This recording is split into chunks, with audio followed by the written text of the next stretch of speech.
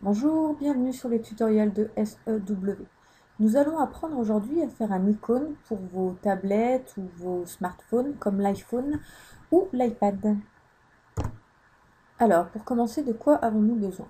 Du logiciel Photoshop, bien évidemment, d'un script Photoshop que vous pourrez télécharger sur notre site dans la rubrique Photoshop, et d'une photo que vous allez transformer en icône.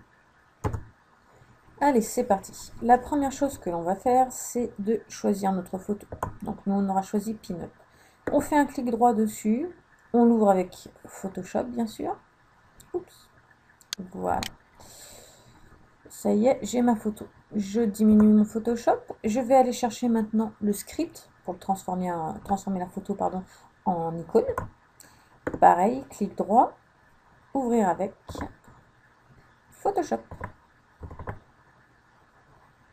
Nous y voilà. Je vais maintenant aller chercher mon script. Alors, pour ce faire, il est ici. On clique sur la flèche. Historique ou script apparaissent en haut. Nous, c'est script qui nous intéresse. Hop. Normalement, c'est comme ça. Nous allons choisir le script. Donc, c'est le dernier script que je viens de charger. Vous avez 3 designs différents. 1, 2, 3. Avec des traits autour de l'icône ou des ombres. Je vous laisserai regarder ça par vous-même. La démarche sera la même pour les 3. Nous allons commencer avec le premier.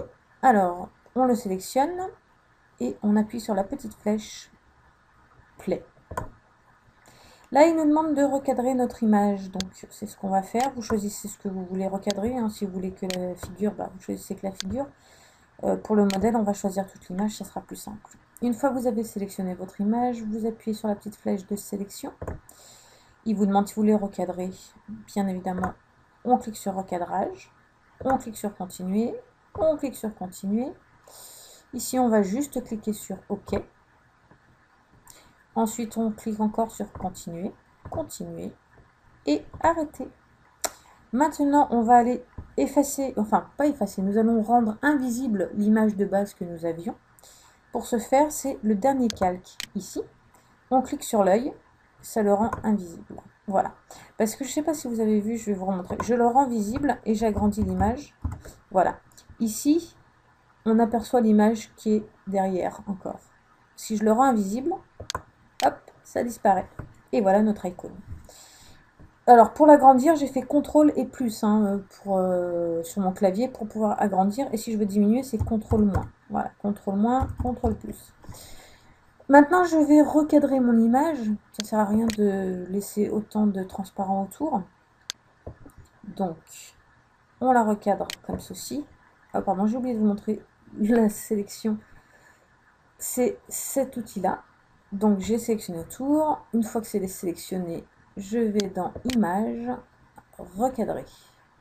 Voilà. Ça y est, nous l'avons recadré. Ensuite, on fait CTRL D sur notre clavier pour enlever la sélection. Voilà. Maintenant, il ne reste plus qu'à la sauvegarder sous le format PNG, bien évidemment, puisque PNG permet la transparence du fond. Si vous le choisissez en JPEG, vous aurez un fond blanc. Et pour un icône, c'est pas souhaitable. Donc, on fait enregistrer sous. Et comme je viens de vous le dire, on enregistre en PNG. Ce format-là. Vous l'enregistrez où vous le souhaitez. Et, oh, joie, au bonheur, voilà votre icône, prêt pour l'emploi. Merci et à bientôt.